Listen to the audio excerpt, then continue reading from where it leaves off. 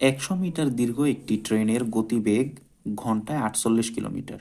ট্রেনটি 21 সেকেন্ডে একটি সেতু অতিক্রম করে। সেতুটির দৈর্ঘ্য কত? আচ্ছা, এই ধরনের অঙ্কে সবচেয়ে যে ঝামেলাটা দিয়ে দেয় সেটা হচ্ছে ঘন্টায় কিলোমিটার, কিন্তু চাওয়া হয় মিটার সেকেন্ড। তো এটা এক ধরনের সমস্যা, আবার আমি মনে করি সমস্যা না, কারণ এটা সহজ একটা সমাধানও আছে। এর জন্যে আপনি ঘন্টায় কিলোমিটারকে যদি কিলোমিটার ঘন্টা বা ঘন্টায় কিলোমিটারকে যদি 5/18 দিয়ে গুণ করেন তাহলে মিটার সেকেন্ড বেরিয়ে আসে। ঠিক আছে, তো চলুন আমরা সমাধানটা বের করি।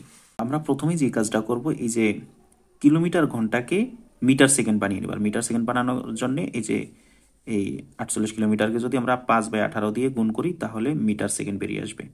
ঠিক আছে, তো এখন আমরা যদি এটাকে কাটাকাটি করি, 18 দিয়ে যদি আবার এই 48কে কাটাকাটি করি, সরাসরি কাটা যায় না, কিন্তু আমরা দুইটাকে 6 দিয়ে কাটতে পারি।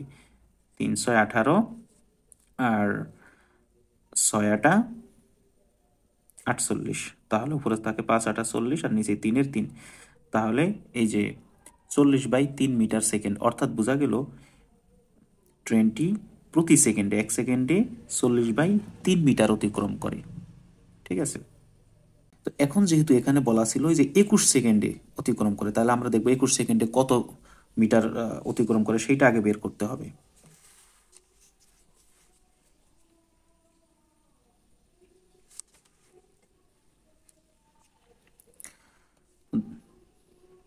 অতএব 21 সেকেন্ডে যায় এত গুণ 21, এটা তো হলো 1 সেকেন্ডের গতিবেগ। এটাকে যদি আমরা 21 দিয়ে গুণ দিই তাহলে 21 সেকেন্ডে কত মিটার যায় আমরা পেয়ে গেলাম এই 280 মিটার। কিভাবে হলো?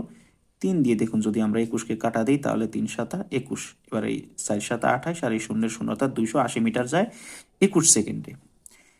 এখন এখানে যে ট্রেনের দৈর্ঘ্য দেয়া ছিল 100 মিটার, এই 100 মিটার তো বাদ দিয়ে দিতে হবে, তাহলেই তো আমরা সেতুর দৈর্ঘ্য পেয়ে যাব।